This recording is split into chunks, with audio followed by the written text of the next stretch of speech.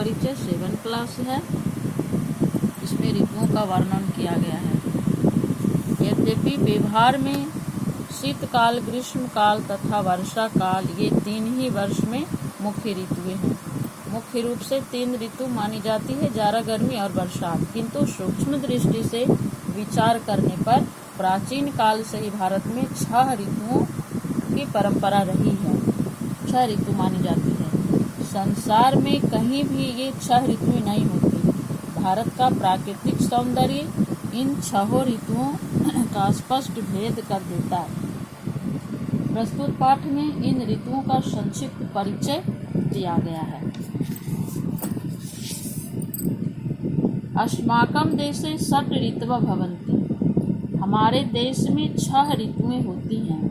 वसंतः, ग्रीष्मः, वर्षा, शरद, हेमन्तः, शिशिरं च। वसंत ऋतु, ग्रीष्म, वर्षा, शरद, हेमंत और शिशिर ये 6 ऋतुओं के नाम हैं। वसंते सर्वेषु पादपेषु नवानि किशलयानि पुष्पानि च भवन्ति। वसंत ऋतु में सभी पौधों में नए पत्ते और फूल होते हैं। सर्वत्र शोभनः समयः, सभी जगह सुंदर समय। नाति शीतः नाति तापः भवति। नहीं अधिक ठंड और नहीं अधिक गर्मी होती है। कोकिला नाम मधुरः स्वरः राजते।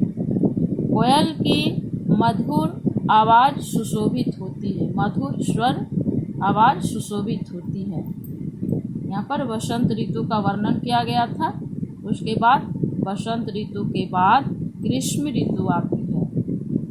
अब इसमें प्रकृति में क्या परिवर्तन होता है? ग्रीष्मे सूर्यस्य तापः प्रखरः भवति। ग्रीष्म ऋतु में सूर्य का ताप तेज होता है, प्रखर होता है, मीन्स तेज होता है। क्या परिवर्तन होता है ये दिखाया गया। जलाशयाः प्रायेण जल शून्याः भवन्ति। जलाशय प्रायः जल से शून्य होते हैं, मीन्स सूख जाते हैं। सर्वे जीवाः छायाम् इच्छन्ति। सभी जीव छाया चाहते हैं। और क्या होता है? विद्यालयेषु ग्रीष्मे अवकाशः भवति। विद्यालयों में ग्रीष्मावकाश होता है, गर्मी की छुट्टी होती है। तो ये ऋतु भी समाप्त होता है, ग्रीष्म ऋतु। इसके बाद में ग्रीष्म के बाद तीसरा नंबर पर वर्षा ऋतु आती है। ग्रीष्म ऋतु के बाद इसमें प्रकृति में क्या परिवर्तन होता है? वर्षा काले आकाशः मेघयुक्तः भवति। वर्षा काल में आकाश मेघ युक्त होता है, बादल से भरा होता है। यदा कदा वृष्टि अपि भवति। कभी कभी वर्षा भी होती है। संपूर्णा पृथ्वी जले न तृप्यति। संपूर्ण पृथ्वी जल से तृप्त होती है, संतुष्ट होती है। कृषि सर्वत्र शोभते। कृषि कार्य सभी जगह सुशोभित होती है, दिखाई पड़ती है। यदा अतिवृष्टि भवति। जब अधिक वर्षा होती है, तदा तब नदीषु जल प्लावनम जायते। नदियों में बाढ़ आ जाती है। जनाः कष्टम अनुभवन्ति। बाढ़ से क्या होता है कि लोग कष्ट का अनुभव करते हैं। और मार्गाः अपि विच्छिन्नाः भवन्ति। रास्ते भी टूट जाते हैं। तो इसके बाद में शरद ऋतु का आगमन होता है। शरद काले पुनः शोभनः समयः आगच्छति। शरद ऋतु में फिर सुंदर समय आता है। नदीषु जलाशयेषु च जलम स्वच्छं भवति। नदियों और जलाशयों का जल स्वच्छ होता है, साफ होता है। अस्मिन् समये एव दुर्गा पूजा दीपावली च प्रसिद्धौ उत्सवौ भवतः। इस समय ही दुर्गा पूजा और दीपावली प्रसिद्ध त्योहार या उत्सव होते हैं।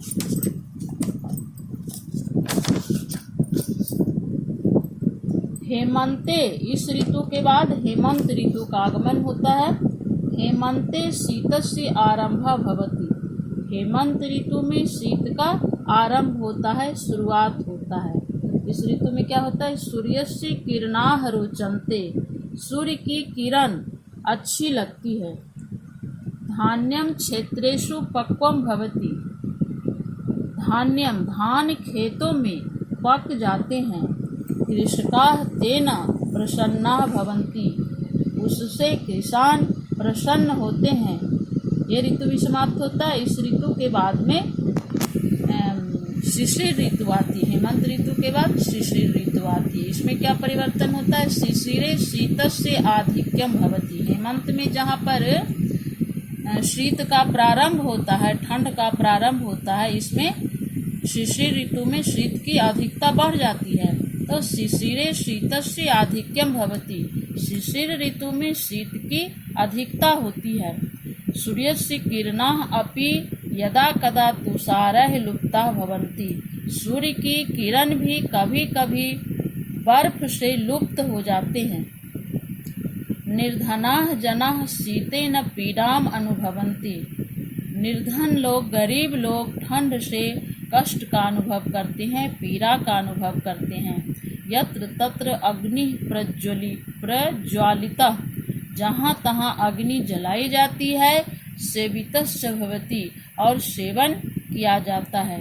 सर्वेषु ऋतुषु वसंतः राजा कथ्यते, सभी ऋतुओं में वसंत राजा कहलाता है। एक श्लोक है जिसमें 6 ऋतु का वर्णन किया गया है। ग्रीष्मो वर्षा शरद चैव हेमंतो शिशिरम तथा तेषु सर्वेषु राजा अयम वसंतो मोददायका। ऊपर की पंक्ति में 6 ऋतु का नाम है ग्रीष्म, वर्षा, शरद, हेमंत तथा शिशिर। तेषु, उन सभी में वसंत ऋतु राजा है और आनंद देने वाला है। इन सबों ऋतुओं में यह वसंत ऋतु राजा है और मोददायक मीन्स आनंद देने वाला है। इस तरह से यह लेसन समाप्त होता है।